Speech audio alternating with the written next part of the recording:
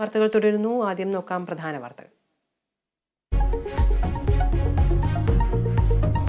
സംസ്ഥാന സ്കൂൾ കലോത്സവം 2ാം ദിനത്തിൽ ഒപ്പന, തിരുവാതിര അടക്കമുള്ള ജനപ്രിയ ഇനങ്ങൾ ഇന്ന് വേദിയിൽ. 212 പോയിന്റുമായി കോഴിക്കോട് 1ാം സ്ഥാനത്ത്. CPIM സംസ്ഥാന സെക്രട്ടേറിയറ്റ് യോഗം ഇന്ന്. പ്രധാനമന്ത്രിയുടെ തൃശൂർ പ്രസംഗം ചർച്ചയാകും. സജി ചെറിയാന്റെ വിവാദ പ്രസ്താവനയും ചർച്ചയ്ക്ക്.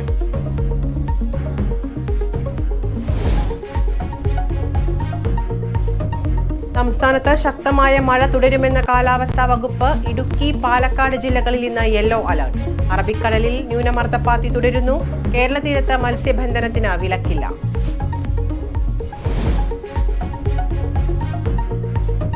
ശബരിമലയിലെ അരവണ പ്രതിസന്ധി പരിഹരിക്കാൻ നടപടിയുമായി ദേവസ്വം ബോർഡ്. പുതിയ കരാറുകാരിൽ നിന്ന് ടിന്നുകൾ എത്തിച്ച് അരവണ നിറയ്ക്കാൻ തീരുമാനം.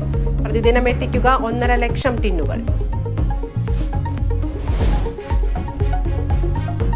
ഡൽഹി മദ്യനയ അഴിമതി കേസിൽ അരവിന്ദ് കെജ്രിവാളിനെതിരെ നീക്കം തുടരാൻ ED. ഇന്ന് ചോദ്യം ചെയ്യലിന് ഹാജരാകാൻ വീണ്ടും സമൻസ് നൽകിയേക്കും. അറസ്റ്റ് വേണ്ടെന്ന EDക്ക് നിയമോപദേശം. മൊഹല്ല ക്ലിനിക് അഴിമതി കേസിൽ ലഫ്റ്റനന്റ് ഗവർണർക്കെതിരെ AAP.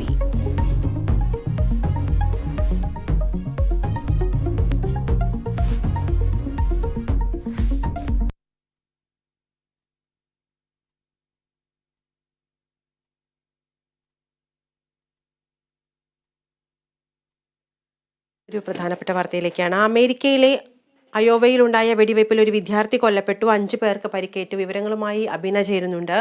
അബിന, എന്താണ് ഇപ്പോഴത്തെ ഒരു വെടിവയ്പ്പിന് കാരണം എന്തായിരിക്കാം? ആരാണ് ഇത്